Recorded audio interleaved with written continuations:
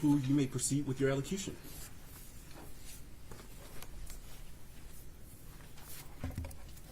Your Honor, we presented extensive evidence at the Miller hearing. I know the court has read our briefs. I do not intend to make any of those legal arguments here and rely on the testimony and the briefing that we did during that hearing. I do need to address, however, newly additional arguments that the defendant made in his sentencing memorandum, referencing the guidepost report and essentially placing the culpability on the school officials. I want to say that there's not any dispute based on that report and all of the other facts that we know that there were numerous failures on that day by various individuals.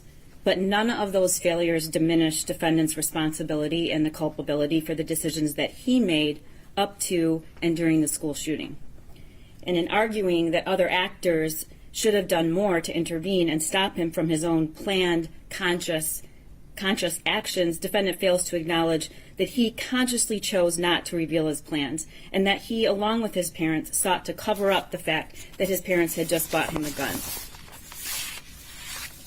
And finally, all of those were decisions, there were numerous decision points where he had an opportunity to choose another path, had an opportunity to say, I want help, I'm planning on shooting the school up in that office. Despite the failures that occurred that day, I do not believe that it is, I find it hard to stomach that those arguments could be used during these proceedings to somehow take the culpability away from the defendant. The court heard from some of the victims during the Miller hearing. However, as the defense argued and objected numerous times, it was not a victim impact statement. That hearing was indeed not about victims, not about hearing from victims.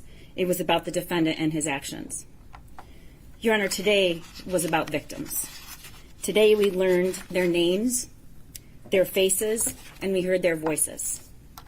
It's been 2 years. 2 years. The statements made here today are just a small portion of the victims, and their statements are only brief, but they reflect hundreds and hundreds of others.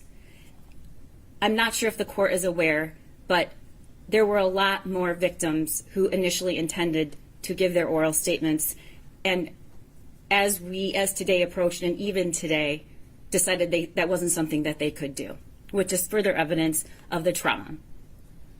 It's impossible to give anyone a realistic description of what the last 2 years have been like for these students, brothers, sisters, teachers, dads, moms.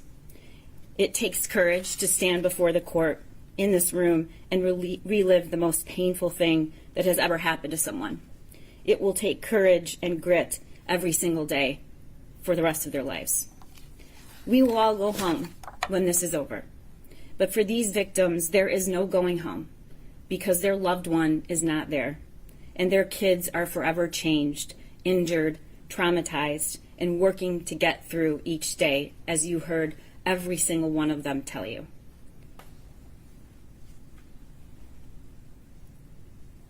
There were common themes from these students. They don't trust anyone anymore. They don't trust any place anymore. They don't think they're safe. Some can't sleep. Some have to sleep in their parents' room. There's a deep, deep loss of safety, loss of loved ones. But most importantly, what I heard was they lost themselves. And they're working very hard to find who they were, with the acknowledgement that they will never be the same. And these are people who don't have a scratch on them from that day.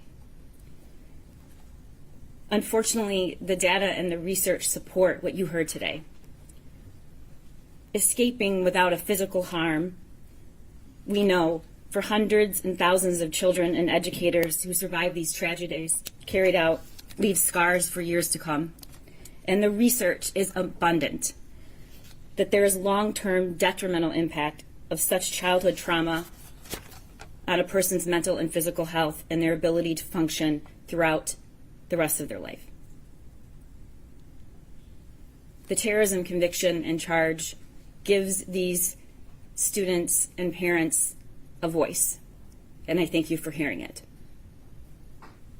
We also heard from the parents and family members who had their loved ones murdered that day, and we also heard from students and a teacher who were physically injured that day.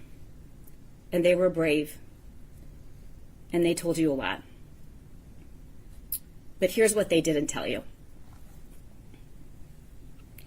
Steve St. Juliana did not tell you about getting a call from me on December 1st, telling him about the charges that were being issued for the murder of his daughter when he was still trying to process that she was gone.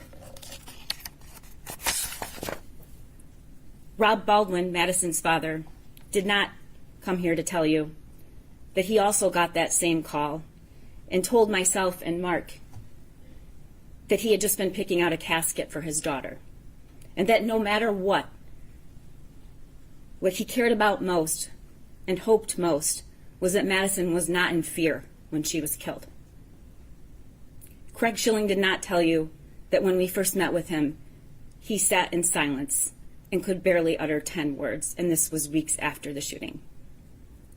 Jill Suave, Justin's mother, did not tell you what it felt like to just a few months ago be given the sweatshirt Justin was wearing that day and being grateful she had it, even if it had his blood still on it. Molly Darnell did not say that when we first met her, she said how hard it was to even come to our office because it was on the same grounds as the jail where the shooter was.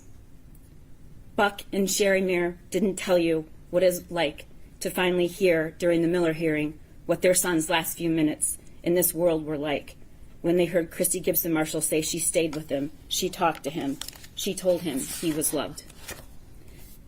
Nicole, Madison's mother, did not tell you that over a year ago she had the courage to come into our office and watch the video of Madison's last moments, though most of her support system told her not to.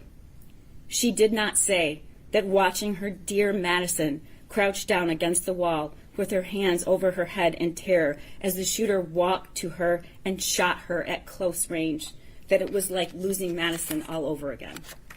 Or when she asked to see the footage of just before the shooting 3 times and asked us to stop the image, holding her hands up to the screen, trying to memorize the way Madison's ponytail looked and the clothes she was wearing that day.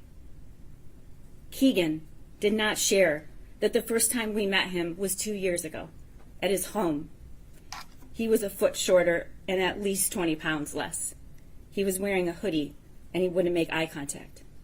He seemed to be visibly shrinking from what had happened in that bathroom. In the 2 years that we have known him, he didn't stay in that same place. In fact, he refused to shrink. He grew, and he is stronger, which is remarkable given what we have asked of him, particularly in his testimony in the Miller hearing. We have been poring over these images and pictures and evidence for 2 years. We have watched and listened and provided support and communication the best we could to hundreds of these victims. The sheer force of the destruction, violence, trauma, and murder that the shooter caused that day did not stop at the doorway of Oxford High School. As you heard from so many students and parents, it was carried through the doors and out into the community. To every person who witnessed it, got a text from their child, tried to assist or help. It went into their bedrooms and their homes, and it will be carried with them for the rest of their lives. The shockwaves that we have had a front row seat to these past 2 years as prosecutors and victim advocates, it is indescribable. Indescribable. They've endured the hearings, the media reports, the delays, the appeals, more threats. They've been told that they weren't entitled to information about how this could happen at their school. They've watched us all diligently and thoroughly protect the due process rights of this shooter, which is critical, but also seemed unfair to them. They have had to take a back seat while lawyers, judges, school board members, commentators, and experts discuss what happened there as if they can somehow understand. We cannot understand. We do not understand. But we can give them the grace and dignity they deserve by listening today. And I thank the court for allowing that. And though I acknowledge, Your Honor, the great weight of the burden upon this court today, I urge you to also give them the justice they deserve. I ask that you sentence the defendant to life without parole. Thank you. Thank you. Defense?